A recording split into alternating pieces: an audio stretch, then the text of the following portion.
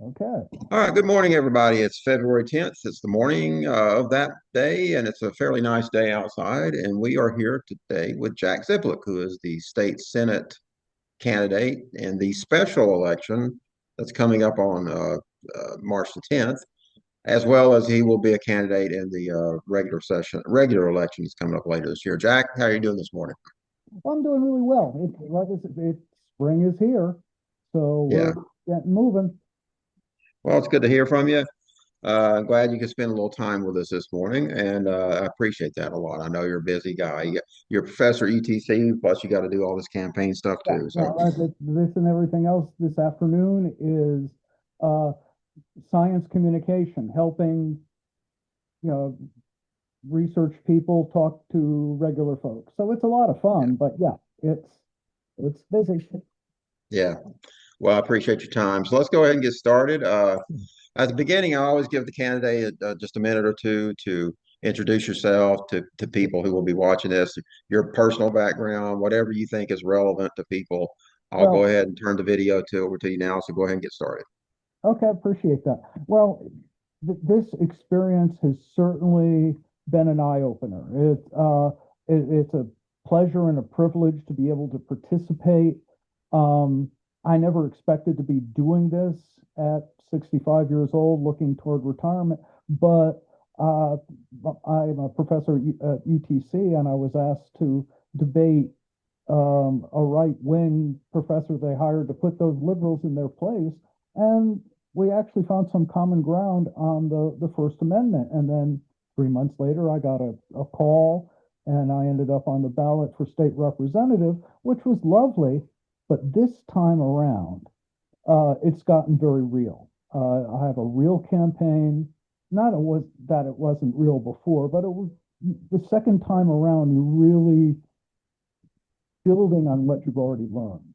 And in the state Senate campaign, of course, with Marjorie Taylor Greene's departure, a lot of dominoes have fallen in place. Our odious uh, state senator Colton Moore is now running for um, is now running for Congress, and Right. that just opened up the door for the Senate run, which I had intended to run for this seat in November, and making the good fight and being in the background and probably not winning. But now we have a real chance to have a presence, to be heard. There are three Republicans, all of whom have their issues, and just haven't had the time to to build any sort of scandals.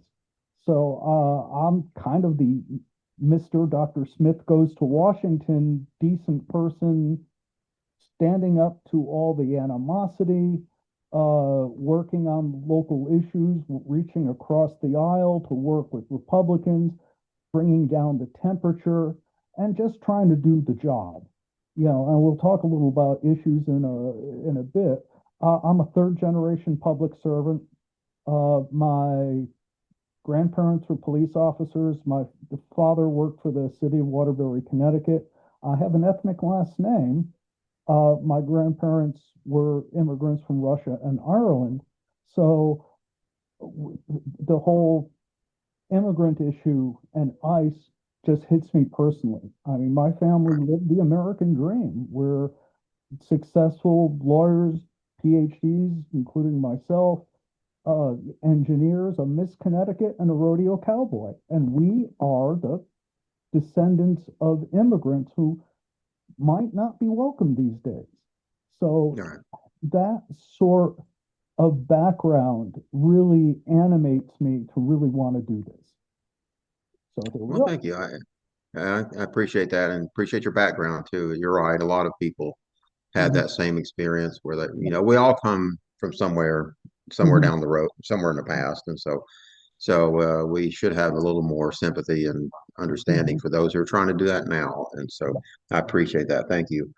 So let's just get back our before we really get started, let's just get some of the Sure. basics in. Because the state house, state senate thing can be a little confusing. Let's just specifically say what state senate district are you running for and what counties are in that district? Okay, 53rd District State Senate, that's Chattooga, Catoosa, Dade, Walker, and a bit of Floyd County. We really are the northwest corner Right, of the state. right. And I think the part of Floyd County is just very much the northern Yeah, that's part, like kind of the little further up. panhandle Floyd has, yeah, down to like Armurchie or something like that. Your camera's a little bit, there you go. I was gonna say it was shaking a little bit there. There you go.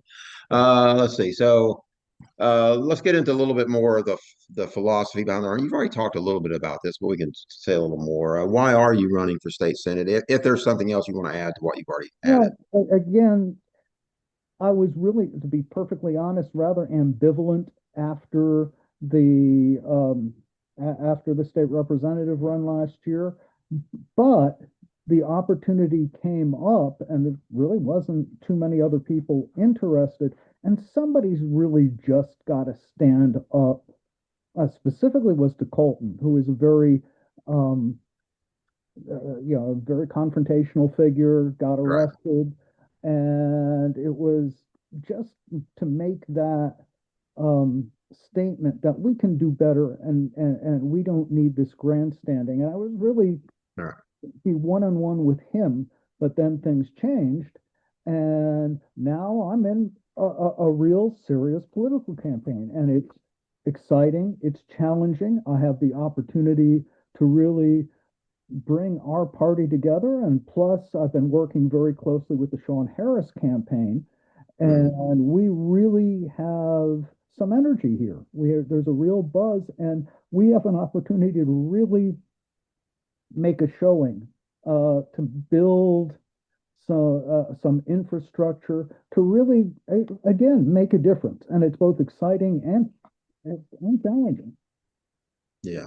Well, yeah, I know. I got a request for a sign of yours this morning. I got to go deliver. So yeah, there are, I'm getting those every day now. And we usually don't get that kind of request around here a Yeah. lot for Democratic candidates, but we have been. And I appreciate you and what you and Sean are both doing is great.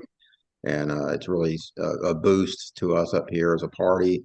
And also just giving people more choices anytime Well, is always a better thing, I think.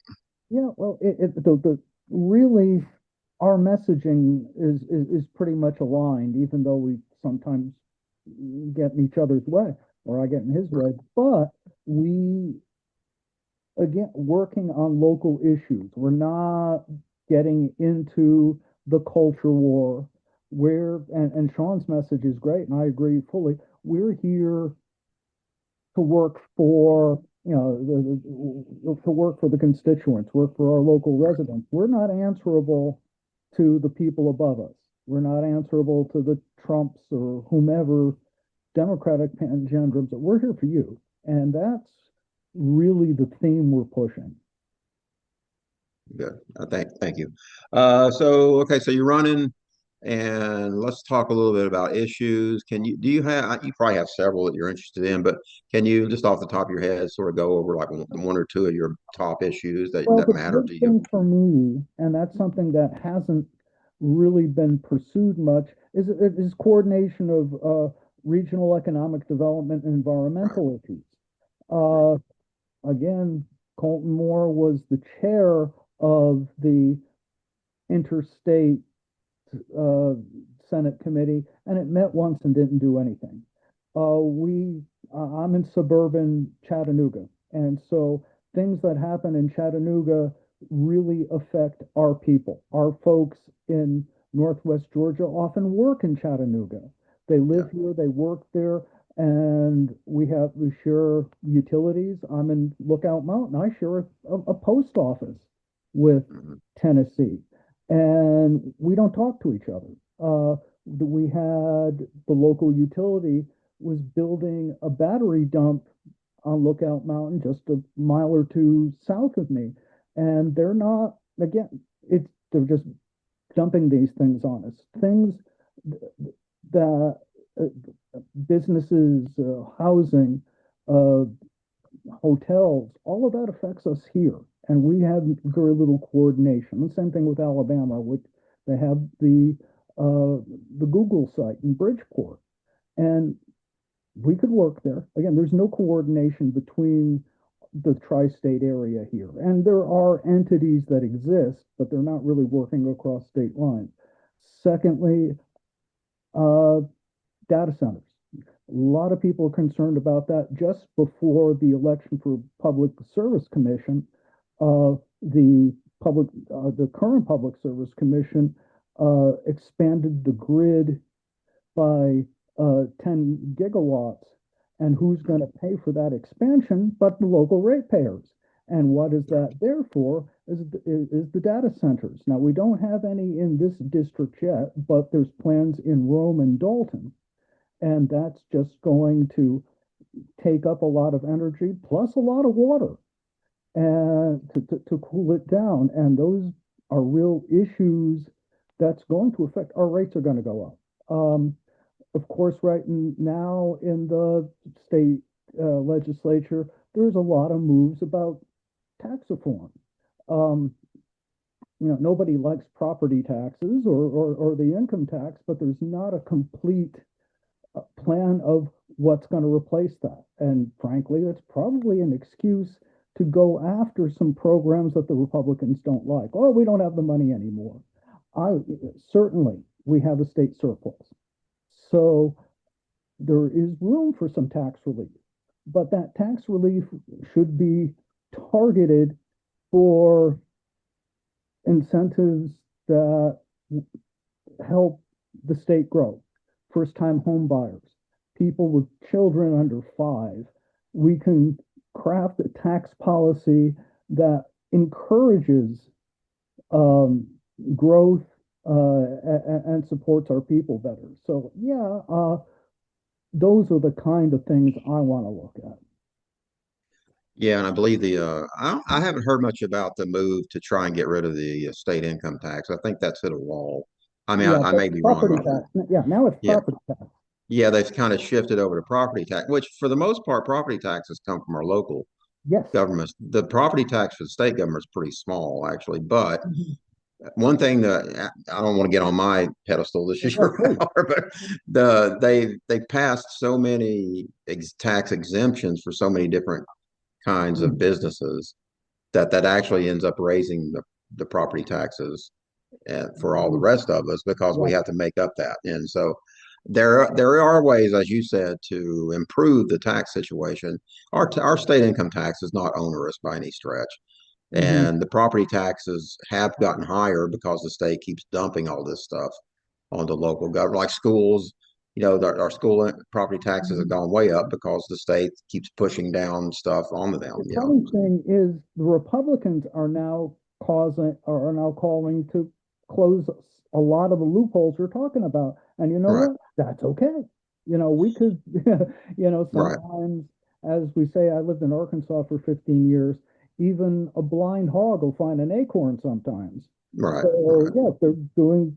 I'm okay with, again, targeted closing of loopholes. There's just, there are some tax breaks that are certainly worth it. So yeah, Yeah. but certainly it's really complicated.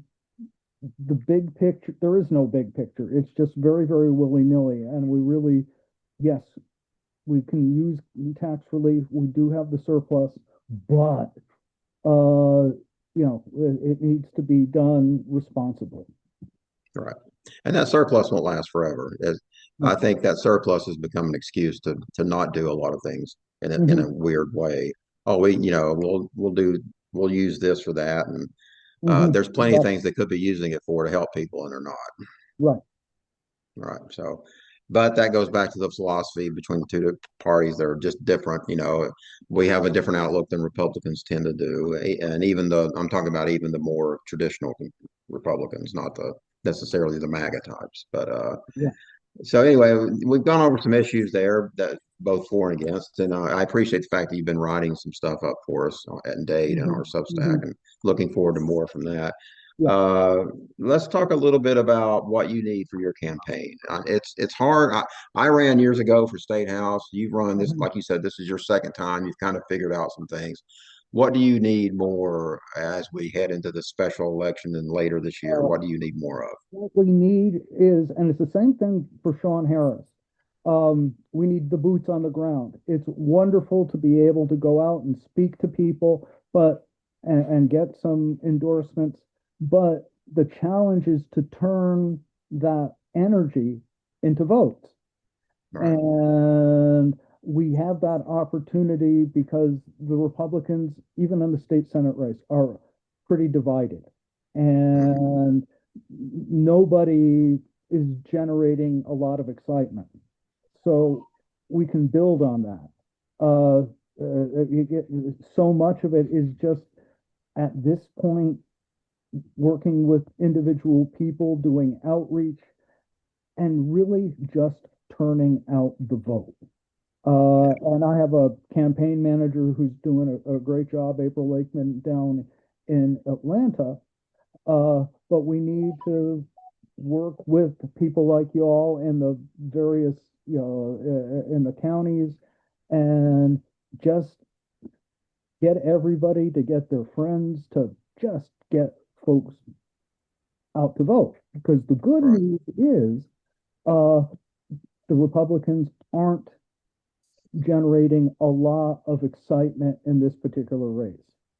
Yeah. So, again, working closely with Sean Harris, we have some energy out there. And so, and I think my message of, my slogan is let's build bridges, uh, not burn them. And I mean that literally as far as infrastructure. That's another thing I want to look at is road safety, flood control in Fort Oglethorpe and Somerville, Mhm. issues like that, that where the state really can make a difference. So the messaging on really doing the nuts and bolts work that we can all agree on, I think that really resonates more than getting into a lot of these cultural issues. I have a little sign that says, I'm a conscientious objector in the culture wars. I'm just not going there.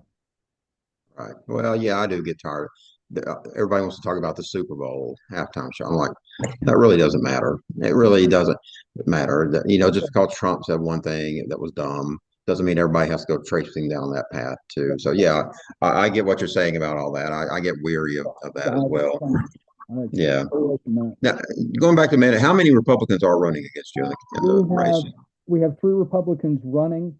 Um, the first one who came out of the box as soon as Colton moved on is Blake Ellsbury, who is the former county commissioner in Chattooga County, and he was not reelected, and he got involved in a rural internet service provider that went bankrupt after taking some state money, and that was under investigation, and his accountant went to jail or at least was Mm, charged. So he's kind of trying to move on beyond that. Then there's the mayor of Tryon, of the Tryon Somerville Metroplex, Lanny Thomas, who's recently retired. And mhm. the third person is who came in late is Diane Burns in Catoosa County over in Ringgold, and she's been quite the hardcore Republican activist Right. and very religious, and she's trying to excite that base. So we have Right. two different candidates, all of whom have alliances and experiences that uh, cut both ways. I don't Mhm. have any of those obligations. I'm here again to listen to Republicans, Democrats, Independents, and really just try to do the job. Yeah. Okay. Great. Thank you. So we've talked a bit about both the issues, the politics, your personal background. As we close out, I always like to give the candidate a chance at the end to sort of look in the camera and look at the voters and Mhm. give your little sort of 2 minute, 1 minute, whatever it is, stump speech. Why should we vote for Jack Zibluk to be the next state But senator we of have Georgia? So go ahead and do that for us. this, we have a great opportunity now. For the longest time, and Tom, you've been the pioneer who started all of this. There was nothing before you really got in. Now we have we're really building some opportunities here. Originally, I had planned to be kind of like a voice in the wilderness saying, gosh darn, we can do better. Well, we have the opportunity now to really, to actually, to actually win All with right. a low turnout in a special election, which usually is, and a not very, um, not in a very excited Republican base. Mhm. Uh, nature abhors a vacuum. We can step in and actually win if we have a turnout, and that'll just turn.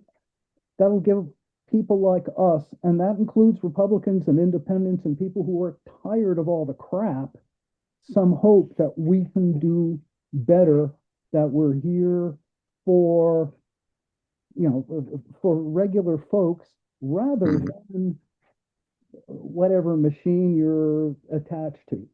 All right. And that's, we have a great opportunity here to stand up and make a difference and do some stuff for, Northwest Georgia.